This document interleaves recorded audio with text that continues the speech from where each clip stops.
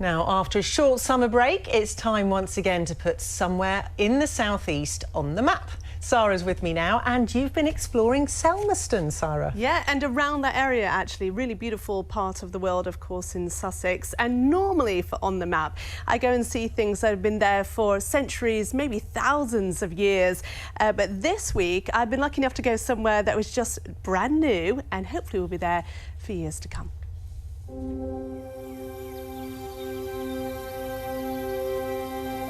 As any visitor to the South Downs knows, there are delights scattered right across this landscape. Some are hidden in the medieval churches, housing treasure troves of times past. Reverend Peter Blee has been a driving force in joining 7 of these churches together in a new circular pilgrimage route. We start at Berwick, with the magnificent Second World War frescoes and paintings by Bloomsbury artists. We're calling it the Cuckmere Pilgrim Path. It's about 10 to 12 miles long. It takes in these 7 churches which are based around the river Cuckmere. Each church has its own character and rich history, and the landscape which links them is incredibly beautiful and also has a lot of history to it.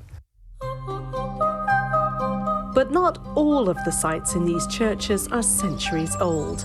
In fact, today at Selmeston, a brand new stained glass window is being installed, commissioned to commemorate the new Cuckmere pilgrim route, bringing much excitement to this village.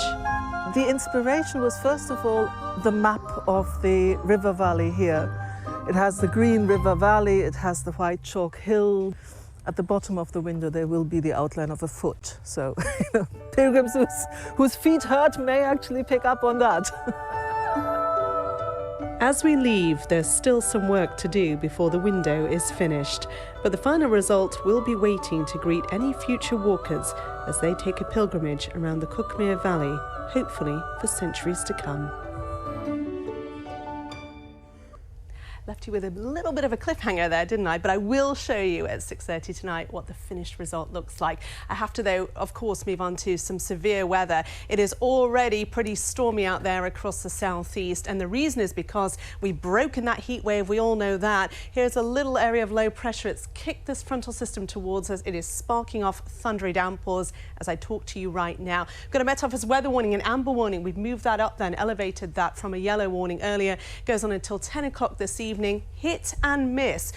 No one is immune. Any one of us could see these. We could see as much as 50 millimetres of rain. That's a month's worth of rain in a very short space of time. That will cause some localised flooding. It will cause issues on the road, I think, through this afternoon. You can see, though, that those storms do clear up overnight tonight. It's going to be a pretty humid all night, though, with all that rainfall around. Temperature staying up at around 16 Celsius. Chance of seeing a few more showers tomorrow. Again, they could be lively. Not as many as today, not as heavy as today's. It'll still be warm. I'll give you the fuller forecast later at 6:30. Sara, thank you very much indeed. That's it from the lunchtime team. Do have a lovely afternoon. Goodbye.